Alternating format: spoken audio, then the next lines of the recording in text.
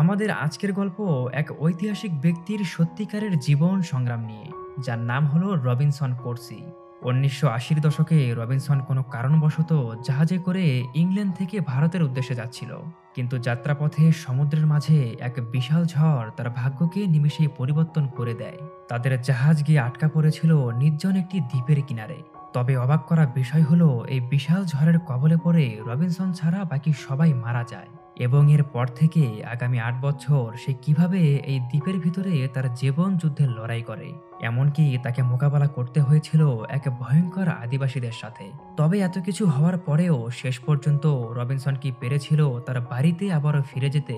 চলুন তাহলে রবিনসন এবং তার জীবনের এই দুঃসাহসিক ইতিহাস জানার চেষ্টা করি আমাদের আজকের ভিডিওতে। গল্প শুরু হয় একটি লাইব্রেরির ভেতর থেকে। এখানে দুইজন ব্যক্তিকে আমরা দেখতে পাচ্ছিলাম। একজনের নাম হচ্ছে ড্যানিয়েল এবং তার সাথে তার বন্ধু মাইক। ড্যানিয়েল পেশায় একজন রাইটার, সেই সাথে শহরের মাঝে তার জনপ্রিয়তা অনেকটাই বেশি। এখন পর্যন্ত প্রায় ১০০টারও বেশি বই তার নিজের হাতেই সে প্রকাশ করেছে। তবে আজকে তার বন্ধু মাইকের মনটা অনেকটাই খারাপ, কারণ তার মনের মতো বই সে এখনো খুঁজে পায়নি। এজন্য ড্যানিয়েল সিন্দুক থেকে অনেক পুরনো একটি বই বের করে এবং তার বন্ধুকে বলছিল, তুমি একবার এই বইটি পড়ে দেখো, আশা করি তোমার চিন্তাধারা পরিবর্তন হয়ে যাবে। আসলে এই বইটি হলো রবিনসন কোর্সির জীবন কাহিনী নিয়ে। বইয়ের প্রত্যেকটি পাতায় পাতায় গাঁথা রয়েছে রবিনসন আর তার জীবনের ৮ বছরের দুঃখ কষ্ট এবং আত্মত্যাগের এক মর্মান্তিক ইতিহাস, যা অবশ্যই আমরা ধীরে ধীরে করে সামনে জানব। তবে এর জন্য আমাদের যেতে হবে আজ থেকে প্রায় ১৫০ বছর পেছনে। সময়টা তখন চলছে ১৯৭৮ সাল। জায়গা হলো ইংল্যান্ডের এক জনপ্রিয় শহর। এই শহরের মাঝেই বিভিন্ন রকম নামি দামি মানুষরা বসবাস করে, যাদের এক কথায় টাকা পয়সার কোনো কমতি নেই। তবে এই সময়কালে এক অদ্ভুত ধরনের প্রথা এখানে প্রচলিত ছিল, যেমন যারা গায়ের রঙের দিক থেকে কালো বা অন্য কোনো ধর্ম বা জাতির, এমন মানুষদের এখানে সম্মান করা হয় না। শহরের সবাই তাদের অপমানের চোখেই দেখত, যেন তারা অনেক বড় কোনো পাপ করে ফেলেছে।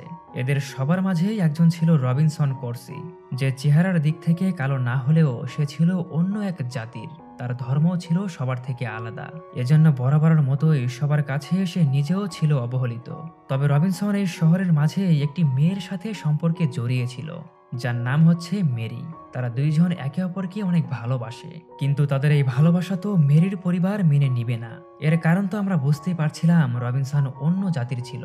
তবে এর চেয়েও বড় সমস্যা হলো সে গরিব। তার আর্থিক অবস্থা মেরিদের মতো এত বড় না। এজন্য রবিনসন হাজারবার বললেও মেরির পরিবার কখনোই রাজি হবে না তাদের বিয়ের জন্য। কিন্তু এদিকে তখন রবিনসনের মাথার উপরে আকাশ ভেঙে পড়ে যখন সে জানতে পারে মেরির বিয়ে তারই ছোটবেলার বন্ধু প্যাট্রিকের সাথে ঠিক হয়েছে। কিন্তু প্যাট্রিক এই ব্যাপারে তাকে তেমন কিছুই বলেনি। এজন্য রবিনসন নিজে গিয়েছিল প্যাট্রিকের সাথে কথা বলার জন্য, যেন সে মেরির সাথে এমনটা না করে। কারণ প্যাট্রিক ভালো মতোই জানতো রবিনসন এবং মেরি একে অপরকে অনেক ভালোবাসে। তবে এখানে আসার পরে রবিনসন যখন প্যাট্রিককে বোঝানোর চেষ্টা করছিল, সে তার বন্ধুর কথা শোনা তো দূরের ব্যাপার, উল্টো তাকে যতটা পারে অপমান করছিল। এমনকি সে এটাও বলে রবিনসনকে সে কখনো তার বন্ধু মনে করেইনি, তাকে এতদিন শুধু তার কাজের জন্য ব্যবহার করেছিল, এছাড়া আর কিছুই না।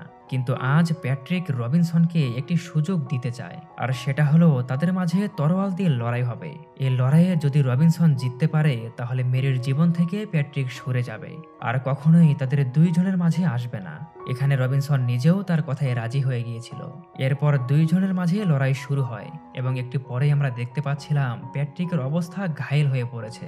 সে মাটিতে শুয়ে পড়েছিল। তার মানে তাদের এই লড়াইয়ে রবিনসন জিতে গেল, আর সেই সাথে তাকে এখন মেরির জীবন থেকে সরে যেতে হবে।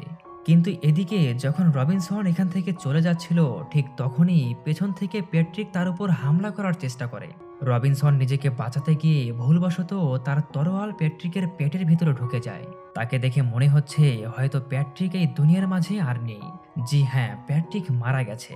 তার এমন অবস্থায় আশেপাশের লোকজন রবিনসনকে চারদিক থেকে ঘিরে ফেলেছিল, এমনকি তারা রবিনসনের উপর বন্দুক তাক করে।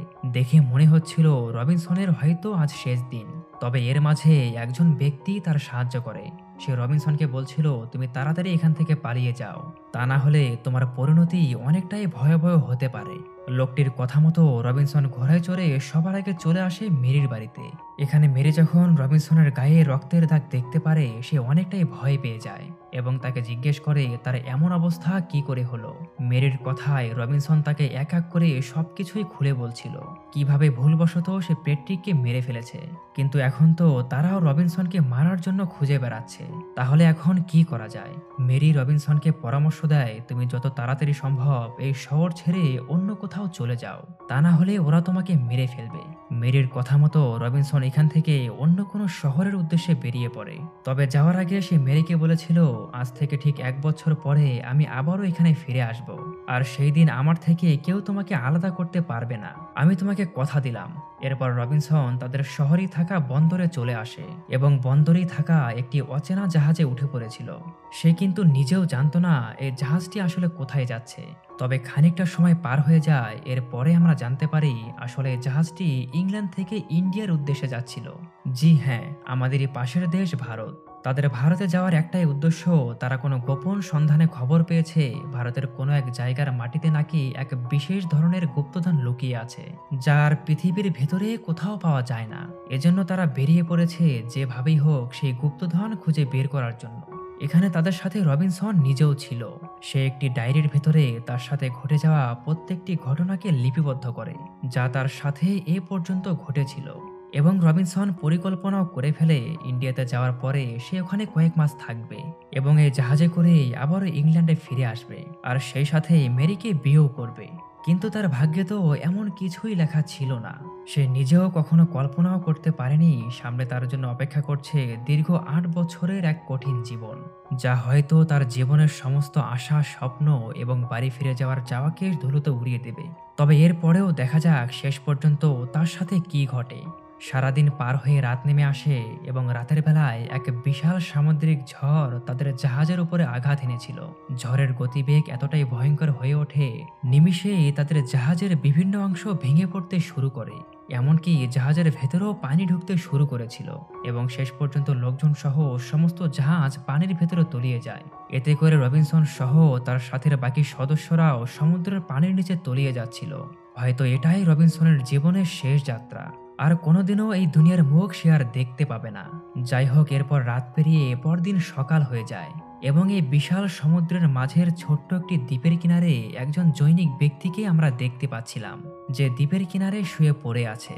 তবে একটু কাছে যাওয়ার পর দেখা যায় এটা তো আর অন্য কেউ না, আমাদের এই গল্পের হিরো রবিনসন কোর্সি। কাল রাতের বেলায় জাহাজ থেকে সেই দ্বীপের কিনারে ভেসে এসেছে।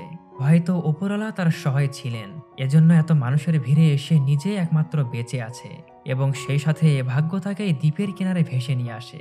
দ্বীপের কিনারে রবিনসন যখন তার জ্ঞান আবারও ফিরে পায়, সবার আগে সে দ্বীপের চারপাশটা ভালোভাবে লক্ষ্য করছিল এবং দেখা যায় সে জাহাজের বাকি সদস্যদের মৃতদেহ সমুদ্রের বিভিন্ন অংশ পড়ে আছে, যা দেখে রবিনসন অনেকটাই হতাশ হয়ে পড়ে। তবে সে আরও দেখতে পাচ্ছিল তার থেকে একটু দূরে কিনারায় তাদের জাহাজটিও ভেসে চলে এসেছে, কিন্তু জাহাজের অবস্থা আর আগের মতো নেই। কাল রাতের ঝড়ের কবলে পড়ে একদম দুমড়ে মুচড়ে গেছে। এদিকে আবার রবিনসন দ্বীপের মাঝে তার নিজের কার্যক্রমগুলো চালিয়ে যাচ্ছিল। আজ সারা দিন ধরে সে তার সাথীদের দ্বীপের ভেতরে দাফন করে এবং তাদের জন্য ঈশ্বরের কাছে প্রার্থনাও করেছিল, ঈশ্বর যেন তাদের ক্ষমা করে দেন, ওপারে তারা সবাই যেন ভালো থাকে। তবে রবিনসনের কাজ কিন্তু এখনো শেষ হয়নি। একটু পরেই রবিনসন তাদের সেই ভাঙা জাহাজের ভেতরে আসে। এখান থেকে সে কিছু প্রয়োজনীয় জিনিসপত্র তার সাথে নিয়ে নিচ্ছিল। তবে রবিনসন জাহাজের ভেতরে একটি কুকুরও দেখতে পারে। এই কুকুরটি ছিল জাহাজে থাকা ক্যাপ্টেনের। হয়তো ভাগ্যক্রমে সে বেঁচে গিয়েছে, ঠিক রবিনসনের মতোই। তবে এদিকে রবিনসন কুকুরটিকেও তার সাথেই নিয়ে নেয় এবং কয়েকটা বারুদ ভরা ড্রাম, কিছু খাবার আর সেই সাথে একটি বন্দুক নিয়েছিল তার নিজের সুরক্ষার জন্য। কারণ এই দ্বীপের মাঝে ভয়ঙ্কর সব জন্তু জানোয়ার থাকতে পারে, যারা যে কোনো সময় তার উপর হামলাও করবে। এজন্য রবিনসন আগেই সবকিছু গুছিয়ে নিচ্ছিল। এরপর দ্বীপের ভিতরে ফিরে এসে রবিনসন চেষ্টা করছিল কিছু ফলমূল আর খাবার পানির ব্যবস্থা করার। এভাবে করে আজকের সারাদিন তার পার হয়ে গেল। কিন্তু পরদিন সকালবেলায় হঠাৎ করেই তার ভাগ্যের মোড় ঘুরে যায়। সে দেখতে পাচ্ছিল সমুদ্রের ভেতরে একটি জাহাজ তার সামনে দিয়ে পার হয়ে যাচ্ছে, জাহাজটি দেখা মাত্রই রবিনসন তাড়াতাড়ি করে তার বানানো মশাল জ্বালিয়ে তাদের সিগন্যাল দেওয়ার চেষ্টা করে, কিন্তু আফসোসের বিষয় হলো এত দূরে থেকে তারা কি আর এই ছোট্ট মশাল দেখতে পাবে। সে দ্বীপের ভেতর থেকে জোরে জোরে বারবার তাদের ডাক দেয়, কিন্তু এত কিছু করার পরেও কোনো কাজ হয়নি। শেষ পর্যন্ত জাহাজটি এখান থেকে চলেই গেল এবং সাথে করে নিয়ে গেল রবিনসনের বাড়ি ফিরে যাওয়ার এক আকাশ পরিমাণ আশ্বাস। এজন্য সে ভেতর থেকে অনেকটাই ভেঙে পড়ে। তার মনে হচ্ছিল এটাই হয়তো তার জীবনের শেষ সুযোগ। সে আর কোনোদিনও এখান থেকে বাড়িতে ফিরতে পারবে না। এর আগে তো সে কখনো এমন নির্জন জায়গায় বসবাস করেনি। আগামী ৮ বছর তার জীবন এখানে অনেক দুর্গম এবং কষ্টের হতে চলেছে, যা হয়তো রবিনসন কখনো কল্পনাও করতে পারেনি। তবে সে কিন্তু একা না, আমরা তো তার সাথে আছি। দেখা যাক শেষ পর্যন্ত রবিনসন কি করতে পারে। এরপর আবারও আজকের দিন পার হয়ে যায় এবং পরদিন সকাল থেকে শুরু হয় রবিনসনের এক বিশাল কার্যক্রম।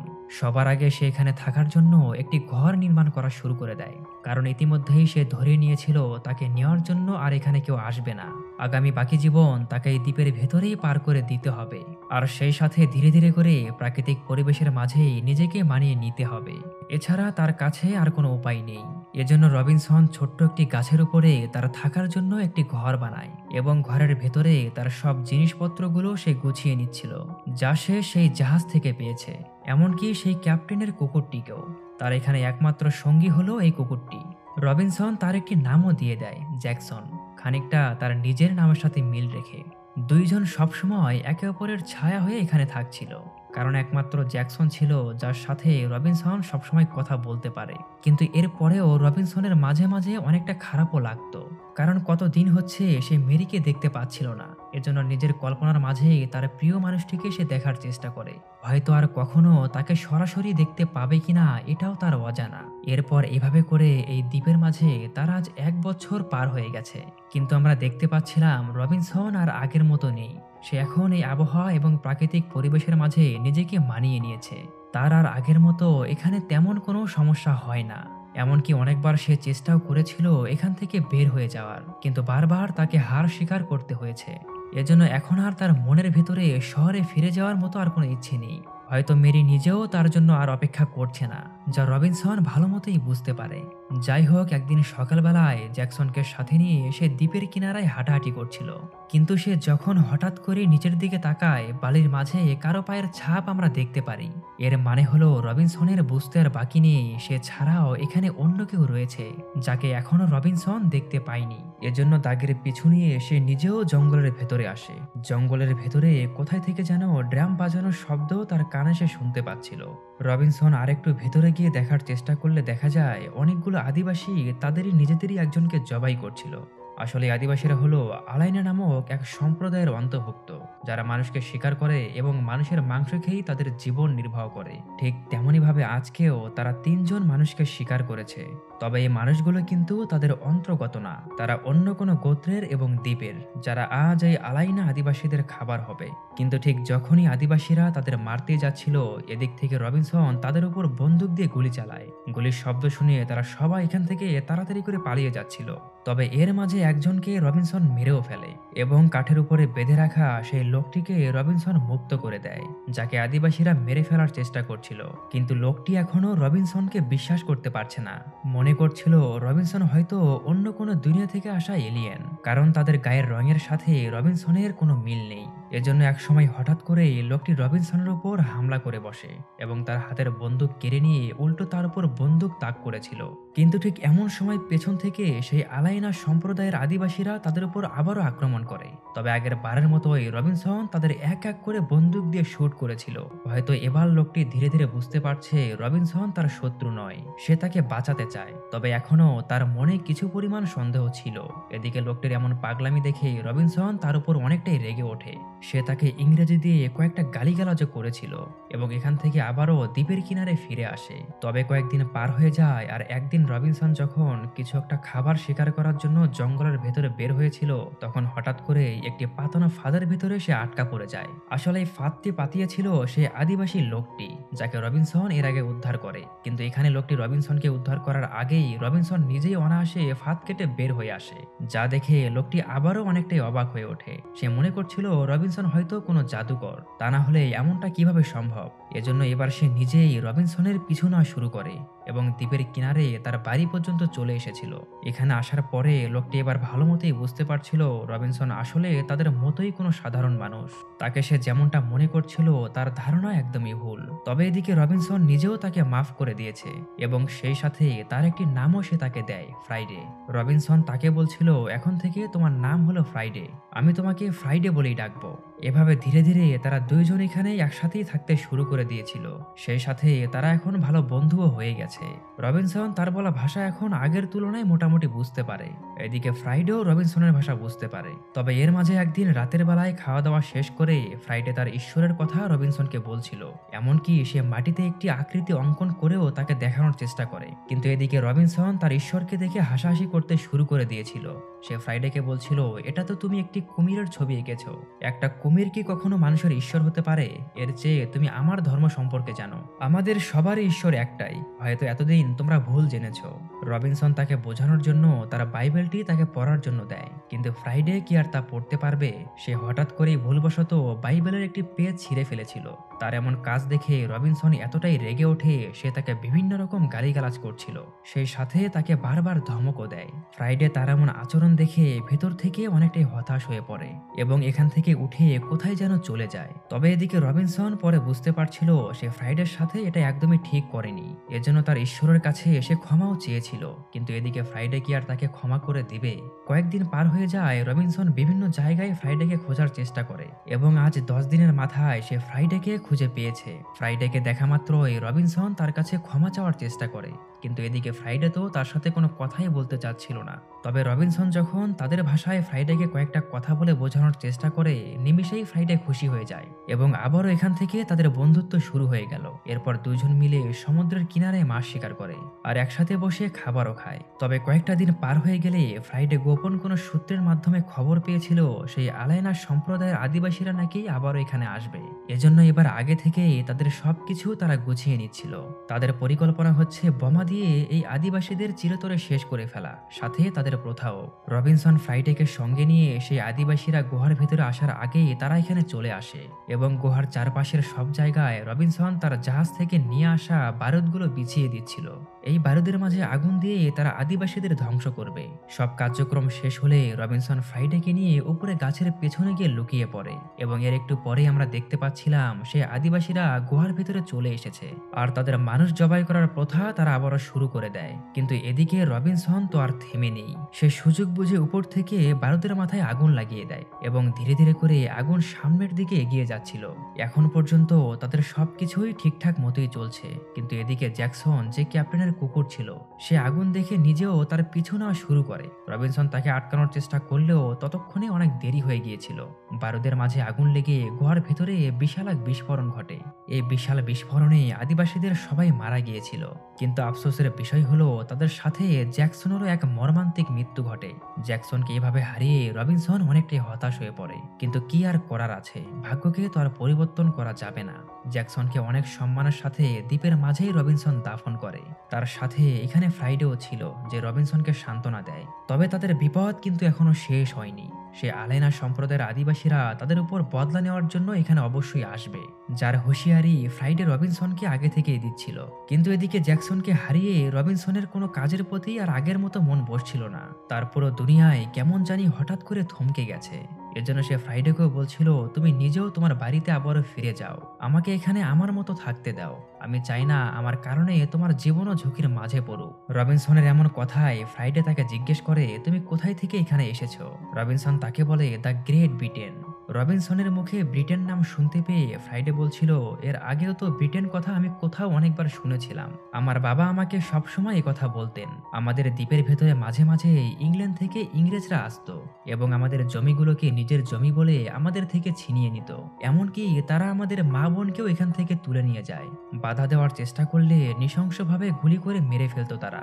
এত জঘন্য এবং খারাপ একটি দেশের মাঝে কিভাবে থাকো তুমি? তাহলে তো তুমি নিজেও আমাদের শত্রু হলে।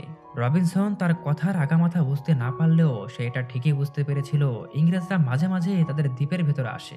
এর মানে হলো তাদের দ্বীপ থেকে ইংল্যান্ড বেশি দূরে না, সে চাইলেই আবারও সহজে ইংল্যান্ডে ফিরে যেতে পারবে।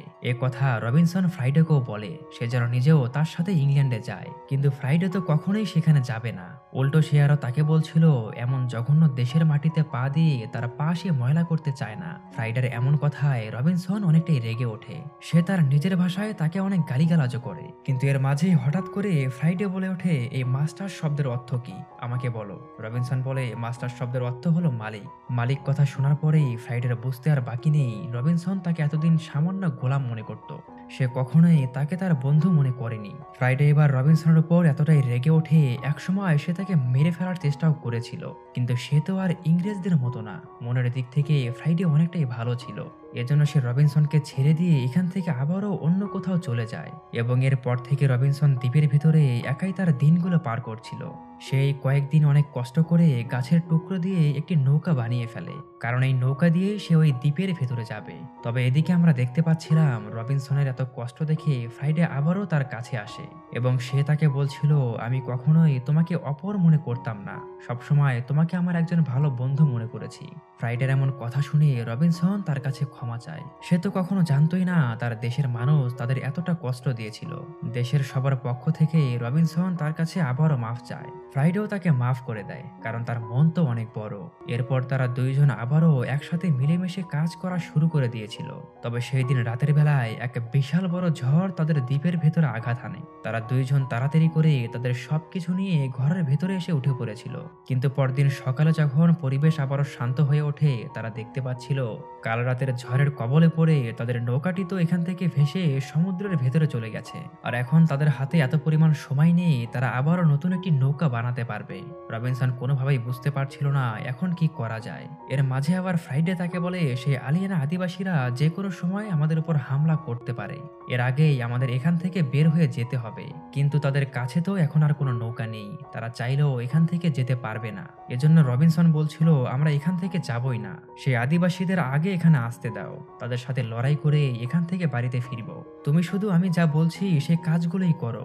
রবিনসনের কথা মতো তারা দ্বীপের চারপাশে অনেকগুলো ট্রাপ এবং জাল বিছিয়ে দেয়, যেন আদিবাসীরা আসা মাত্রই তাদের ঘায়েল করতে পারে। আর পরদিন সকালবেলায় আমরা দেখতে পাচ্ছিলাম ঠিক এমনটাই হয়েছে। অনেকগুলো আদিবাসী তাদের দ্বীপের কিনারে চলে আসে, কিন্তু দ্বীপের ভেতরে ঢোকা মাত্রই এক এক করে তারা তাদের ফাঁদের ভেতরে পড়ে যাচ্ছিল এবং নিমিষেই অনেকে মারাও যায়। কিন্তু এর পরেও রবিনসন এবং ফ্রাইডে মিলে তাদের সাথে লড়াই করে, আর শেষ পর্যন্ত রবিনসন আর ফ্রাইডে তাদের সবাইকে পরাজিত করতে পেরেছিল। তবে এর মাঝে একটা তীরের আঘাত রবিনসনের বুকে এসে লাগে, এতে করে সে অনেকটাই ঘায়েল হয়ে পড়েছিল। এদিকে সবকিছু আগের মতো শান্ত হয়ে গেলেও রবিনসনের অবস্থা এখনো অনেকটাই খারাপ। ফ্রাইডে তার একজন প্রকৃত বন্ধু হয়ে সবসময় তার সেবা করছিল, কিন্তু এতে করেও কোনো কাজ হয় না। কেমন জানি মনে হচ্ছে এভাবে করে বেশি দিন থাকলে হয়তো রবিনসনকে আর বাঁচানো সম্ভব হয়ে উঠবে না। এজন্য ফ্রাইডে আর কোনোভাবেই দেরি করতে চাচ্ছিল না। সে একটি নৌকায় করে রবিনসনকে নিয়ে তাদের সেই পুরনো দ্বীপের ভেতরে আসে। দুইজনকে দেখা মাত্রই আদিবাসীরা এসে চারদিক থেকে তাদের ঘিরে ফেলেছিল। ঠিক তখনই ফ্রাইডে তার মাকে বলে, এ হচ্ছে আমার বন্ধু রবিনসন, তার অবস্থা এখন অনেকটাই খারাপ, তাকে তাড়াতাড়ি করে কোনো ভালো চিকিৎসা দিতে হবে। ফ্রাইডের কথা মতো রবিনসনকে তাদের ঘরের ভিতরে নিয়ে আসা হয়, আর সুস্থ না হওয়া পর্যন্ত টানা কয়েকদিন তার চিকিৎসা চলে। তবে যখনই রবিনসন আবারও আগের মতো সুস্থ হয়ে উঠেছিল, এই আদিবাসীরা তাদের দুইজনকে দিয়ে একটি মরণ খেলার আয়োজন করে। খেলার নিয়ম হলো তাদের দুইজনকে একে অপরের সাথে লড়াই করতে হবে এবং যে বিজয়ী হবে সে এখানে থাকতে পারবে বা চাইলে অন্য কোথাও চলে যেতে পারবে। তাদের এমন অদ্ভুত ধরনের কথা শুনে রবিনসন অনেকটাই অবাক হয়ে ওঠে। তাহলে কি শেষ পর্যন্ত তাকে নিজের বন্ধুর সাথেই লড়াই করতে হবে? তবে এছাড়া তাদের কাছে আর কোনো উপায় ছিল না। এরপর দুইজনকে একটি কাঠের সেতুর উপরে তুলে দেওয়া হয় এবং সেই সাথে শুরু হয় তাদের দুইজনের লড়াই। এখানে ফ্রাইডে রবিনসনকে আঘাত করার চেষ্টা করলেও রবিনসন তাকে কোনো প্রকার আঘাতই করছিল না, কারণ তার ক্ষমতাও নেই সে ফ্রাইডেকে আঘাত করবে। ফ্রাইডে তো তার জীবন বাঁচিয়েছে, সে কিভাবে তাকে মারতে পারে, তাই না? এজন্য রবিনসন ফ্রাইডেকে বলছিল, তুমি নিজে আমাকে আঘাত করো, আমাদের ভেতরে তো একজনকে মরতেই হবে। এজন্য আমি আমার জীবন বিলিয়ে দিলাম। তুমি আমাকে মেরে ফেলো, আমাকে আঘাত করো। রবিনসন ফ্রাইডেকে একথা বারবার বলছিল। চাপে পড়ে ফ্রাইডে তার উপর আঘাত করতেই যাবে, ঠিক এমন সময় দূরে থেকে একটি বন্দুকের গুলি এসে ফ্রাইডের বুকে লাগে। আসলে ইংরেজরা আবারও এখানে চলে এসেছিল। তারা দূরে থেকেই আদিবাসীদের উপর আক্রমণ করতে শুরু করে। এমনকি তাদের ঘরবাড়িগুলোকেও তারা জ্বালিয়ে দিচ্ছিল। এজন্য আদিবাসীদের সবাই যে যেদিকে পারছিল পালিয়ে যাওয়ার চেষ্টা করে, কিন্তু এদিকে বুকে গুলি লাগার কারণে ফ্রাইডের মৃত্যু হয়ে যায়। রবিনসন দেখতে পাচ্ছিল ফ্রাইডে আর এই দুনিয়ার মাঝে নেই। সে তার প্রিয় বন্ধুকে হারিয়ে ফেলেছে। তার এই কষ্ট এবং বেদনা আমরা তার চোখের মাঝেই দেখতে পাচ্ছিলাম। রবিনসন কোনোভাবেই মেনে নিতে পারছিল না তার বন্ধু ফ্রাইডে আর তার সাথে নেই। তার নিজের দেশের মানুষেরাই তাকে মেরে ফেললো। কিন্তু এখন তো আর কিছুই করার নেই। ইংরেজরা সকল আদিবাসীদের বন্দী বানিয়ে জাহাজে করে ইংল্যান্ডের উদ্দেশ্যে বেরিয়ে পড়ে। তাদের সাথে এখানে রবিনসনও ছিল। আজ প্রায় ৮ বছর পর রবিনসন আবারও তার নিজের দেশে ফিরে যাচ্ছে, যা হয়তো সেই দ্বীপের মাঝে সে কখনো কল্পনাও করতে পারেনি। তার জীবনের গত প্রত্যেকটি দিন তাকে বুঝিয়ে দিল জীবনের মূল্য আসলে কোথায়। এদিকে শহরের মাঝে দেখা যায় মেরিকে। তার কথা তো হয়তো আপনার মনে আছেই, একমাত্র যার জন্য রবিনসন শহর ছেড়ে এতটা দূর পর্যন্ত গিয়েছিল। তবে গত ৮ বছরে মেরি রবিনসনের জন্য প্রত্যেকটা দিন অপেক্ষা করেছে। অবাক করা বিষয় হলো এই ৮ বছর পার হয়ে গেলেও মেরি এখন পর্যন্ত বিয়ে করেনি। ঠিক তখনই পেছন থেকে কারো গলার আওয়াজ তার কানে আসে। পেছনের দিকে ফিরে তাকালে মেরি দেখতে পারে এটা তো আর কেউ না, তারই এতদিনের অপেক্ষার প্রহর রবিনসন কোর্সি। শেষ পর্যন্ত ৮ বছর অপেক্ষা করার পরে তারা দুইজন আবার একে অপরকে জড়িয়ে ধরলো। এ যেন তার জন্য এক অন্যরকম প্রশান্তির ছোঁয়া রবিনসন বুঝতে পারছে, যার জন্য তাকে ৮ বছর অপেক্ষা করতে হয়েছে। তবে শেষ পর্যন্ত তারা দুইজন সিদ্ধান্ত নিয়ে ফেলে তারা একে অপরকে বিয়ে করবে। আর ঠিক এই দৃশ্যের মধ্য দিয়ে সেই বইয়ের শেষ পৃষ্ঠার সমাপ্তি ঘটে, যা এতক্ষণ ধরে মাইক পড়ছিল। কিন্তু মাইক এবার সিদ্ধান্ত নিয়ে ফেলেছে সেই বইটিকে আরো বড় অঙ্কে লিখবে, যেন দুনিয়ার সবাই রবিনসন এবং ফ্রাইডের এই অসাধারণ বন্ধুত্ব সম্পর্কে জানতে পারে। কাহিনীর একদম শেষ পর্যায়ে আমরা দেখতে পারি রবিনসন ফ্রাইডেকে একটি মালা দিয়েছিল এবং তাকে বলেছিল এই মালাটি সারা জীবন আমাদের বন্ধুত্বের একটি প্রতীক হয়ে থাকবে। আমি সারা জীবন তোমাকে মনে রাখবো। আসলে তাদের এই গল্পটি আমাদের শিখিয়ে দেয় প্রকৃত বন্ধু কখনো আপনাকে ছেড়ে চলে যাবে না, সবসময় আপনার বিপদে পাশে থাকবে। এমন বন্ধু কি আপনার জীবনে কখনো ছিল বা এখনো আছে? যদি থাকে তাহলে অবশ্যই কমেন্ট করে বলে যাবেন।